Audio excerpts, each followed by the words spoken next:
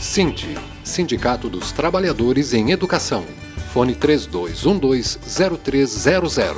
Acesse www.sinte-sc.org.br.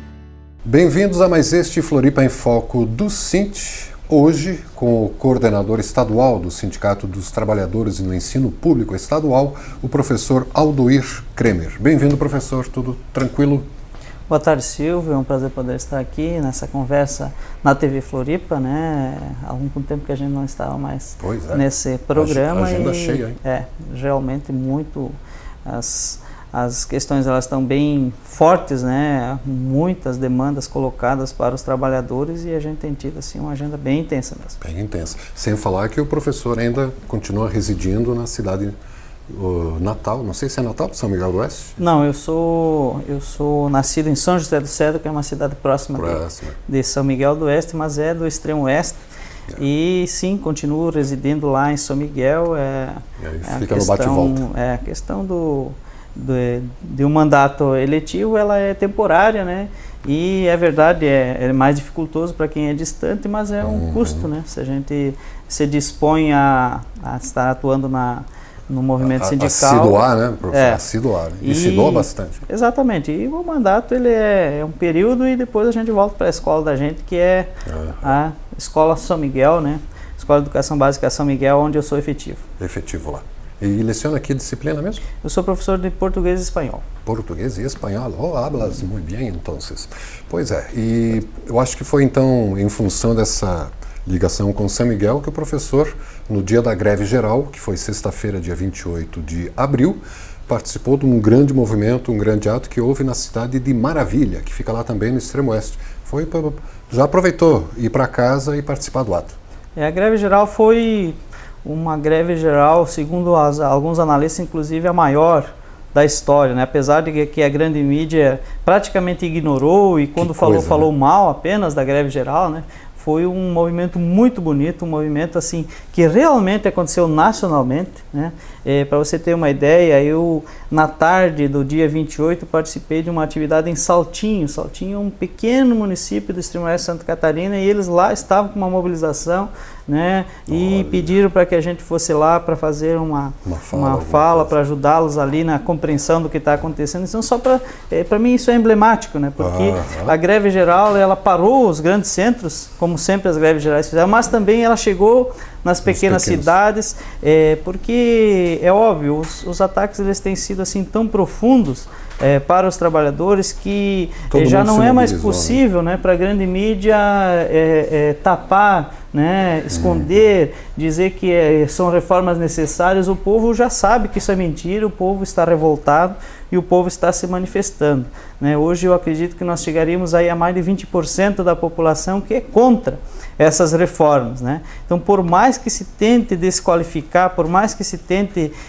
fazer propaganda contra a mobilização dos trabalhadores, distorcer a realidade, dizer que é um movimento partidário, que é um movimento de quem quer defender o Lula, é um movimento de quem está escancarado. É um movimento muito claro e firme no sentido de buscar o enfrentamento às reformas. Essas reformas, elas aniquilam os direitos dos trabalhadores. A reforma trabalhista já aprovada na Câmara, se ela prevalece, nós praticamente perdemos a noção do que é mundo do trabalho.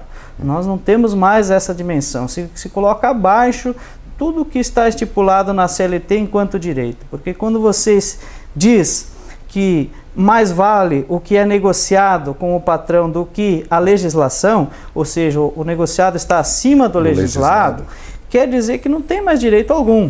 Porque uma vez que o patrão estipula um contrato de trabalho com o trabalhador, e aí a pergunta é, quem é que coloca as cláusulas, as condições dos contratos de trabalho, quem é que estipula quando você é contratado? É você que chega lá na empresa, bom, agora então vamos negociar quais são as condições, quais são as cláusulas aqui da nossa... Não é assim. É a CLT, né? Consolidação das leis do trabalho. Você entra com assinatura. Você entra com assinatura, né? E a partir daí é o que está acordado. Então passa a valer aquilo que o patrão faz de acordo com o trabalhador. Quer dizer que a legislação trabalhista toda ela vai abaixo. pior, né? Retira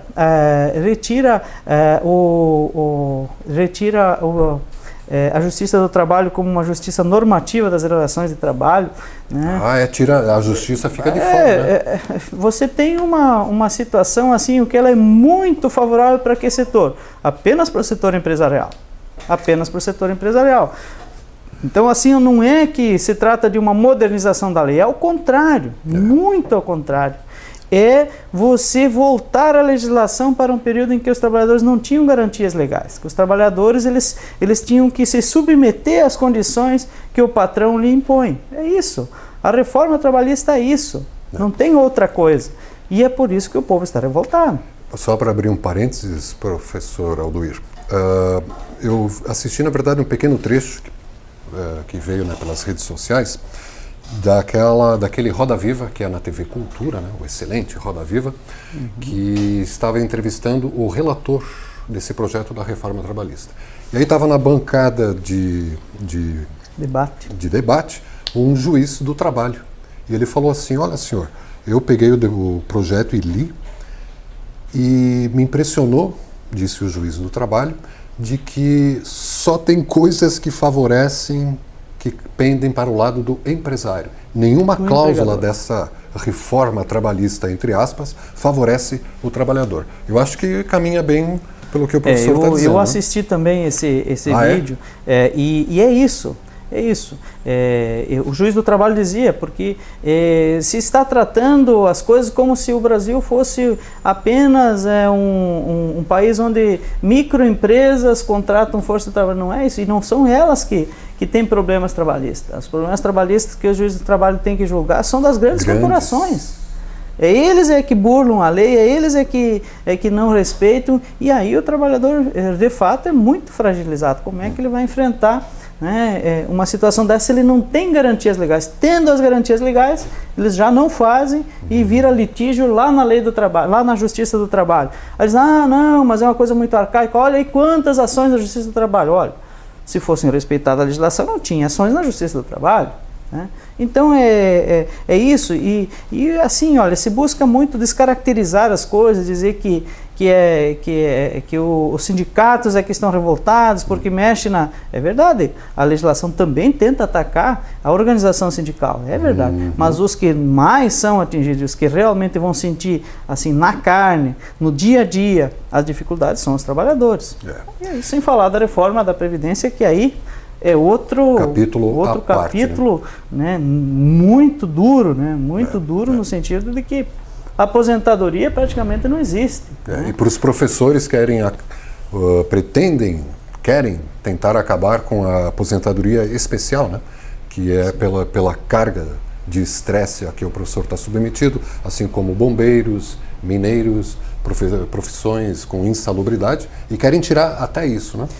Pelo tempo de contribuição e a idade, levando em conta os dois, para uma aposentadoria integral não tem mais aposentadoria abaixo de 70 anos, inclusive para professores, né? Agora a gente se pergunta, né, como é que fica a situação de um professor, né, acima dos 60 anos, né, em sala de aula, 10 anos para além dos 60 anos, né, sendo que hoje a legislação atual ela traz que aos 55 anos o professor, né, tendo 30 anos de contribuição, ele se aposenta. Então, tem sido assim, muito comum, né, que se alie, né? Muitos chegam antes aos 30 anos do que aos 55 anos de idade. Então, você chega aos 55 anos de idade, de fato, já em condições de aposentadoria. É muito raro uma situação em que o professor ele vai além dos 55 anos de idade. E quando você olha para a realidade, aquele professor, quando está aí já próximo do tempo da aposentadoria, ele já está assim numa situação de estafa, de cansaço, assim, que ele não não rende mais, ele já ele já considera assim que está difícil para ele continuar, para chegar àqueles 55 anos de idade. Né? Agora você imagina jogar ele para 70 anos de idade, né? São 15 anos a mais. Em alguns casos aí, na primeira proposta, é agora que veio chegaria aí os 70, mas a primeira proposta iria para 75. Eu tive fazendo as contas que, no meu caso, eu chegaria a 75 anos de idade para aposentadoria na primeira proposta apresentada para o governo.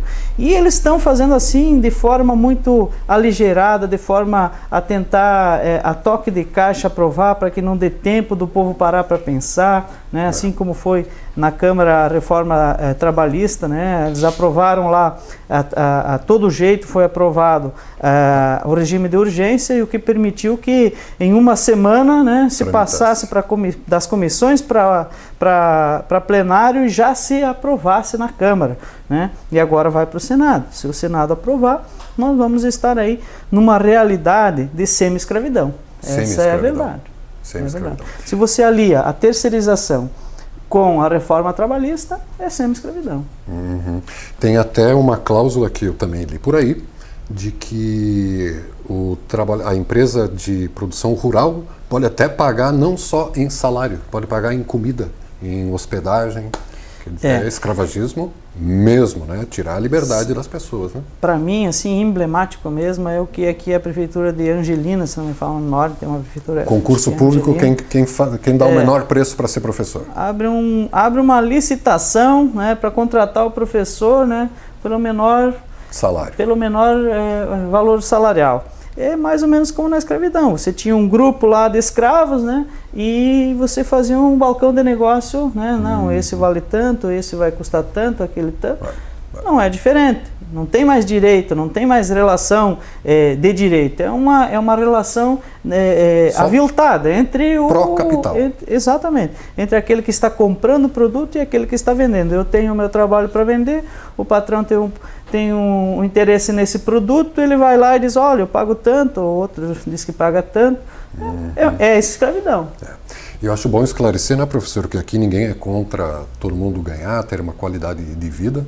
Agora, o que não dá é para fazer o lucro o foco único, né? São pessoas que trabalham, são vidas humanas que geram as riquezas e que têm que ser respeitadas também, né? Não se é contra o lucro, mas também não se pode destruir as pessoas, destruir a natureza, né, que já está esgotada. Já estamos no cheque especial da natureza, como dizem, né, porque não há como continuar nesse sistema produtivo de exploração. É da natureza do capitalismo a busca pelo lucro, né? O lucro vem do menor custo, né, para o maior preço de venda. Essa é a relação aí do capitalismo, basicamente. Então, é óbvio que para o capitalista sempre o interesse vai ser pagar menos para o trabalhador. E é óbvio que para o trabalhador o interesse sempre vai ser um salário maior. Agora, você não pode tratar eles iguais, você não pode dizer, não, mas o trabalhador é livre, se ele quer ir trabalhar ou não. Não é assim, porque o trabalhador ele necessita do trabalho, ele vive daquilo, ele trabalha um mês e gasta o salário no mês seguinte, ou até às vezes antes, né, gasta o salário para receber o salário depois. Vai para o cheque especial. Não é uma relação igual. E isso quer dizer o quê? Que se não houver uma legislação que regulamente, né, que estipule os patamares mínimos, porque, porque o que tem que imperar é a livre negociação, muitas vezes o acordo pode ser melhor do que a legislação, mas nunca foi proibido fazer acordo melhor do que a legislação. O que é proibido hoje é fazer abaixo, é pagar menos do que o salário mínimo, é não ter férias de 30 dias, é não ter 13º, né? É isso que é o mínimo que a legislação está colocando, e quando eles dizem, não, precisamos modernizar, quer dizer, precisamos retirar isso. Precisamos tirar garantia de 13º, precisamos tirar garantia de férias de 30 dias, precisamos tirar outra coisa absurda, né? A questão da jornada. Jornada de até 12 horas. Quando o mundo fala em reduzir a jornada de trabalho em prol da qualidade de vida e do aumento da produção, aqui querem aumentar, né? Sim, as grandes empresas poderão contratar por trabalho descontinuado, ou seja, eu faço um contrato com o trabalhador, o dia que eu tenho demanda, eu chamo o trabalhador, ele vem trabalhar, deu 3 horas, eu pago as 3 horas, ele vai para casa e fica esperando. Mas vai chegar ao fim do mês, ele vai conseguir pagar o supermercado, ele vai conseguir pagar o aluguel, ele vai conseguir pagar a água, ele vai conseguir pagar a luz. Como é que fica a situação dele? Então, hoje isso não é permitido. Hoje a empresa contrata o sujeito, né? Contratou ele para 30 dias, ele vai trabalhar os 30 dias dentro das demandas que a empresa fornecer. Ah, mas a empresa agora não está tendo demanda, vai ter que esperar uma semana. Isso é próprio da relação, né? Agora, por que a garantia de que ele tenha a continuidade do seu salário? Porque ele vive somente daquilo, né? E ele está à disposição da empresa. Mesmo se ele não receber o salário, que ele vai ficar em casa, vamos dizer, né? Aqui nesse novo formato, ele não vai ter como pegar um outro serviço, porque a hora que ele começou a trabalhar aqui, a empresa chamou lá, e como é que fica? Então ele vai ter que ficar à disposição da empresa. E esse é um custo que a empresa deve custear, não o trabalhador. A empresa precisa pagar o trabalhador, né, o custo de manutenção dele. Exatamente, o custo de manutenção de vida. O salário a gente trabalha para se manter, né? Exatamente. Então, o que essa reforma propõe, ela de fato é inaceitável. Ela é totalmente injusta, ela coloca em risco, inclusive, a organização do trabalho. Eu acho que aqui os empresários estão equivocados. A organização do trabalho, professor? Claro. Assim? Porque é o seguinte, quando você não dá garantias para o trabalhador de sobrevida, você não dá garantia de uma vida com mínimo de patamar de qualidade, né, para que ele se mantenha, ele vai ter problema no desempenho do seu trabalho. Certo. Não vai vir com a mesma disposição. Para mim, desestrutura o setor produtivo. Desestrutura. E para quê?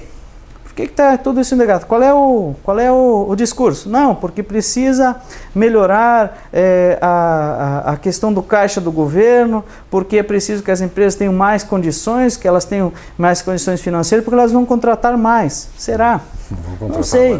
Porque se você tem uma jornada de 12 horas, né? Você tem uma jornada de 12 horas, isso tira emprego, isso não dá trabalho. Dessas 8 para as 12? E assim, olha, o outro lado da moeda, com relação, por exemplo, à reforma da Previdência, né, o argumento das contas do governo.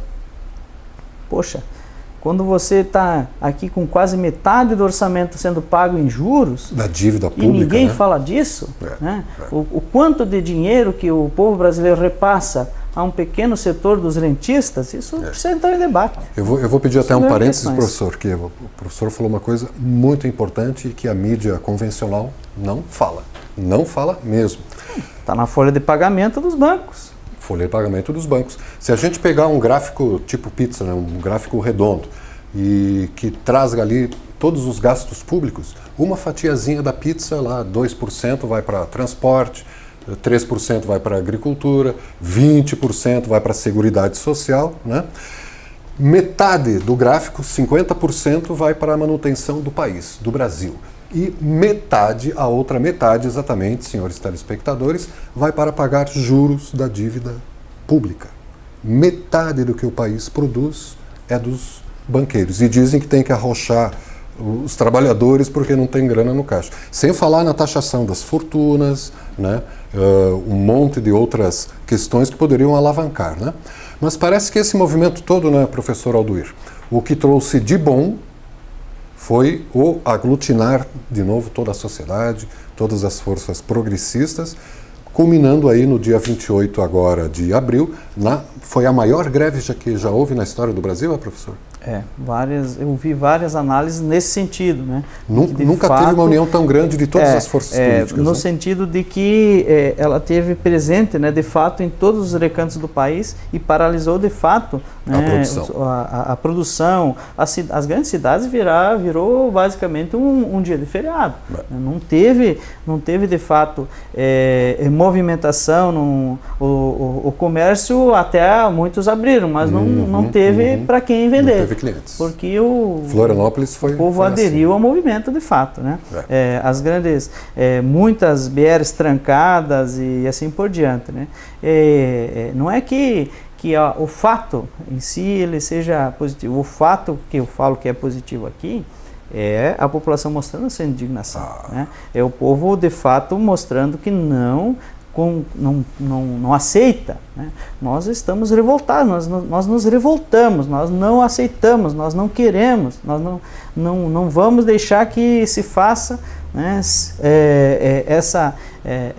esse retrocesso todo, né, sem que haja resistência. Nós estamos e vamos continuar resistindo, né? Nós certamente teremos outros capítulos dessa mobilização nacional, né? Os movimentos estão fazendo o debate e nós vamos dar sequência a esse enfrentamento, né? As táticas agora estão sendo discutidas de quais são os próximos passos, mas é uma necessidade que não passe essas reformas. Certo. E essa paralisação do dia 28 de abril foi uma iniciativa da Confederação Nacional dos Trabalhadores em Educação, né? A data em si foi sugerida pela CNTE, né? Nós já fizemos um movimento anterior, né? No dia 15 de março nós já tivemos uma paralisação nacional que foi chamada pela CNTE, a CNTE chamou e isso virou um movimento forte já lá em 15 de março, que acabou desdobrando na greve geral do dia 28. Né? Nós aqui em Santa Catarina também temos muito o que dizer, né? O governo Colombo, inclusive aí implicado na questão da Lava Jato, o governo Colombo aqui que não aplica na educação os recursos, a Secretaria da Educação não executa o orçamento, né? Não executa o orçamento na íntegra, contingencia os recursos para que sobre mais dinheiro para que o governo pague juros. Essa situação pode piorar porque o governo vai entrar num sistema de renegociação da dívida que vai levar a dívida a 50 bilhões no Estado? Do Estado. Então veja que isso... Para pagar mais juros. Para pagar mais juros, né? E é isso, os governos estão se organizando no sentido de garantir que a financiarização funcione. Nós pagamos o maior juro do mundo. Né? Os empresários se queixam que tem muito imposto. Os empresários só sabem falar que tem muito imposto, mas eles não falam do altíssimo juro. Eu não entendo como que o setor empresarial não consegue ter essa visão.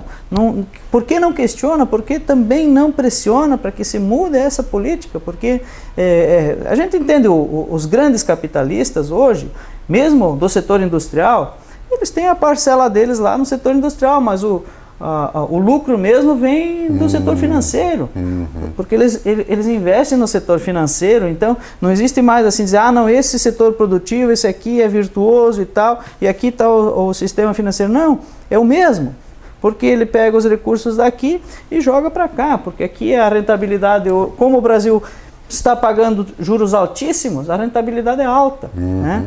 E aí o que é que o governo federal faz? Não, para garantir que não vai faltar dinheiro para pagar juros, nós vamos fazer o seguinte, nós vamos congelar os gastos públicos primários e libera os gastos financeiros.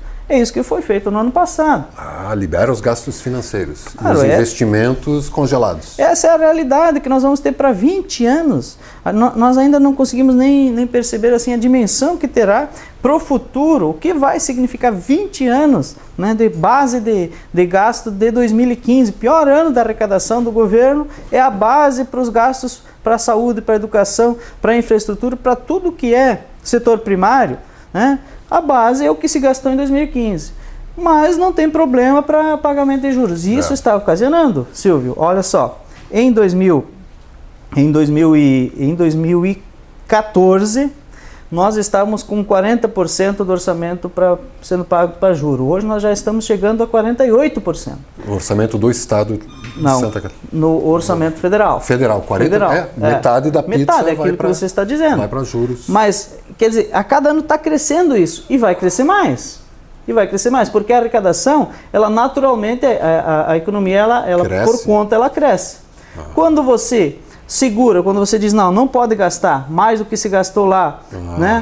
Em termos distribuir entre as várias em termos das políticas públicas, você vai ter uma sobra. E onde é que essa sobra vai ser investida? Vai ser investida exatamente aí. Por isso a política de manter altos juros. Não tem outro objetivo. O que se deve é uma quantia pequena, muito pequena, em relação ao que está embutido de juros, ao que se somou de juros ao longo da história. Vamos falar de novo da auditoria necessária, auditoria da dívida, né? Claro. Que foi feita lá no Equador e de 100% caiu para 30% o real da dívida Há uma pública. auditoria cidadã que demonstra já isso. Tem já, uma ONG aqui, números, a Auditoria Cidadã. Né? Os números já estão aí disponíveis, né, do que significa a dívida, né? O que de fato é a dívida e quanto se está pagando, inclusive aqui no estado de Santa Catarina, que não é diferente. Então, né, preste atenção, né? A gente aqui fica um pouco alterado falando desses assuntos, mas busque outras fontes de informação para você ver a real situação que a grande mídia está escondendo de você. Estamos aqui no Floripa em Foco conversando com o professor Aldoir Kremer, coordenador estadual do SINT, o Sindicato dos Trabalhadores em Educação, que acaba de vir aqui, né, de uma visita à nova futura sede do SINT, que estão reformando aqui na capital Florianópolis. Mas para aproveitar os últimos minutos, professor, a questão do departamento jurídico, né? A sede a gente fala numa próxima. O departamento jurídico do SINT, a gente sabe, é muito ativo, tem muitas demandas e conseguiu uma vitória agora. Aquelas faltas dos professores por participarem em greves, conseguiram então tirar da folha funcional dos professores, não atrapalha mais a progressão funcional dos professores, conseguiram uma liminar. O que é que houve na justiça sobre essas faltas? Há tempos o governo de Santa Catarina ele tem sonegado alguns direitos dos trabalhadores, né, em educação, como foi a questão do Prêmio Educar no período de férias, como foi a questão também do Prêmio Jubilar de alguns meses que não foi pago aos aposentados, e essa é uma ação coletiva, nós já estamos também em fase de execução, mas também uma coisa importante, porque o governo tem nos sacaneado na questão das negociações de greve. Em primeiro lugar, não cedendo, um governo que não cede, que tem uma política muito fechada, de difícil diálogo. Quando tem acordo, ele não cumpre com os acordos, né? Inclusive agora com relação à carreira, em 2015, na guerra de 2015, ele apresentou algumas coisas que foram apresentadas em mesa de negociação, que depois o próprio governo não levou adiante, né? Então, mesmo aquela situação que foi apresentada para o sindicato, que seria encaminhado para a Assembleia Legislativa, aquilo não foi respeitado, e na hora do encerramento da greve, ficou acordada a questão da reposição das aulas e a questão da anistia das faltas. Nós repusemos as aulas, mantivemos o nosso acordo, mas o governo não encaminhou a anistia das faltas. E pior, ele considera as faltas de mobilização, as faltas da organização da categoria, as faltas de greve, que é um direito constitucional, como faltas injustificadas.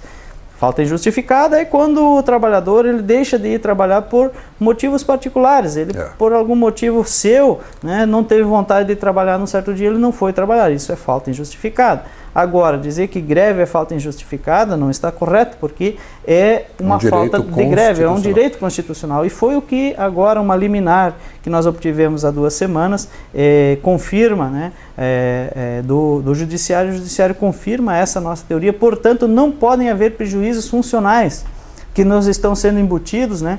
Perda de licença-prêmio, né?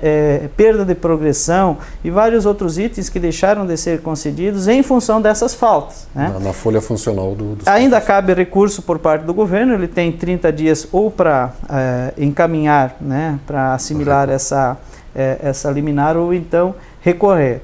Agora, a gente espera que o governo não recorra, porque afinal é um direito nosso, né?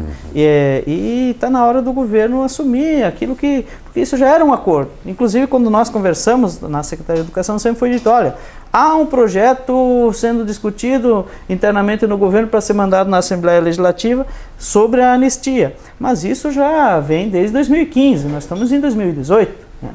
Será que nesse tempo todo não deu para encaminhar para a Assembleia Legislativa o projeto de lei? Então, essa é a questão, e a gente espera que a gente resolva isso de uma vez, né? O que o governo pretende, na verdade, é punir aqueles que se mobilizam, aqueles que lutam pelos seus direitos, para que eles não o façam. Essa é a verdade, né? E nós, os trabalhadores da educação, temos que entender que se nós temos algum direito, se nós temos alguma situação funcional, ela foi conseguida na luta. E é isso que nos dá a possibilidade de termos uma vida melhor. Os trabalhadores só têm esse caminho. Eles têm que assumir a sua própria vida e fazer a sua luta. Porque o outro lado é organizado, ele também nos enfrenta, né? Nós estamos vendo agora.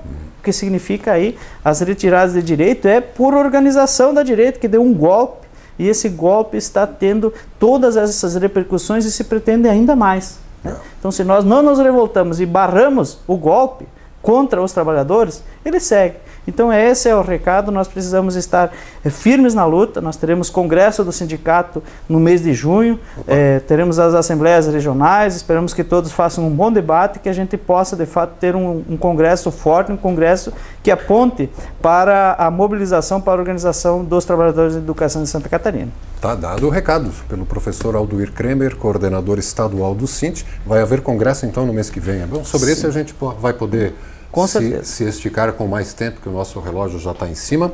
Obrigado pela presença, professor.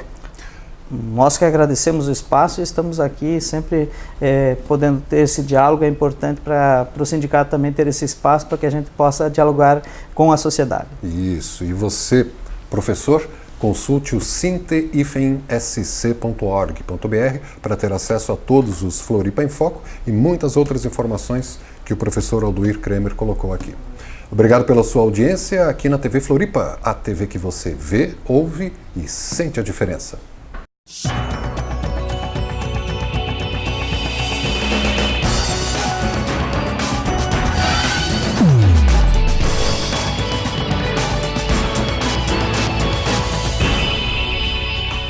Sint, Sindicato dos Trabalhadores em Educação. Fone 3212-0300. Acesse www.sint-sc.org.br.